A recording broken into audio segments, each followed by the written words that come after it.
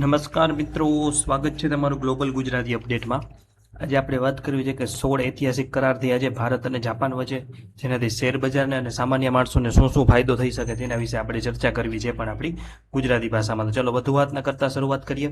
ચેનલમાં આપ સૌનું સ્વાગત છે। જો તમે શેર બજારના મોટા રોકાણકાર હો કે પછી એક સામાન્ય ભારતીય નાગરિક છો, તો આજના વિડીયો તમારા બધા માટે એક મહત્વનો વિડીયો છે અને આ વિડીયો એક બહુ મોટો જેકપોટ સાબિત થઈ શકે છે। ભારત અને જાપાન વચ્ચે એક એવી મહાડીલ થઈ છે જે આગામી સમયમાં આપણા દેશનો આખો નકશો બદલી નાખશે।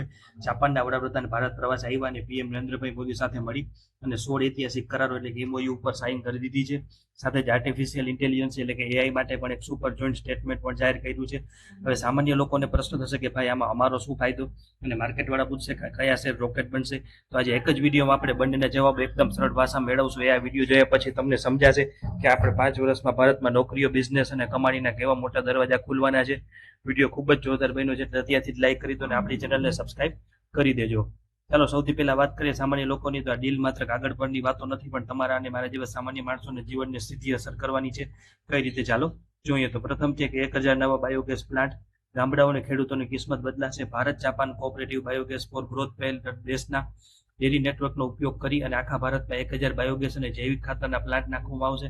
આનાથી પશુપાલકો અને ખેડૂતોની આવક બમણી થશે, ગામડાઓમાં નવી નોકરીઓ ઊભી થશે અને સસ્તો ગેસ તેમજ ઓર્ગેનિક ખાતર મળશે। બીજું છે 500 ભારતીય એક્સપર્ટને જાપાનમાં બમ્પર જોબ્સ મળશે।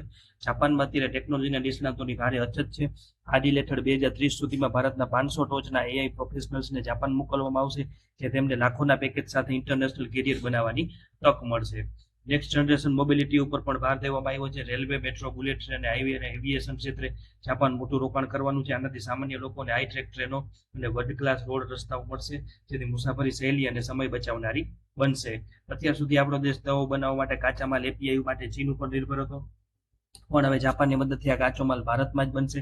હવે આવનારા સમયમાં ગંભીર બીમારીઓ દવાઓ સામાન્ય માણસ માટે ઘણી સસ્તી થઈ જશે।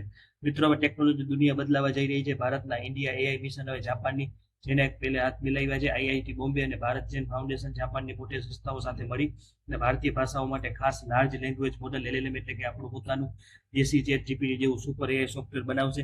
આ સિવાય બંને દેશોએ એફઓઆઈપી ડિજિટલ કોરિડોર બનાવશે, જે અંતર્ગત હાઈટેક ડેટા સેન્ટર અને સુપર ફાસ્ટ કોમ્પ્યુટિંગ પાવર ઊભો કરશે। સાયબર ક્રાઇમ અને ઇન્ટરનેટ ફ્રોડને રોકવા માટે પણ બંને દેશોની સુરક્ષા એજન્સીઓ સાથે મળીને કામ કરશે। સૌથી મહત્વની વાત છે પીએમ મોદીના વિઝન એઆઈ ફોર ઓલનો આમાં સ્વીકાર કરવામાં આવ્યો છે, એટલે કે આ ટેકનોલોજી ઉપયોગ સામાન્ય લોકોની સરકારી સેવાઓ ઓનલાઈન અને ફાસ્ટ બનાવવા માટે કરવામાં આવશે। હવે આવીએ માર્કેટના રોકાણકારો માટેના સૌથી ફેવરેટ સેક્શન ઉપર, એટલે કે આટલી મોટી વૈશ્વિક ડીલ પછી શેર બજારના કયા સેક્ટરમાં તેજીનો કરંટ આવશે। તો પ્રથમ છે આઈટી અને એઆઈ।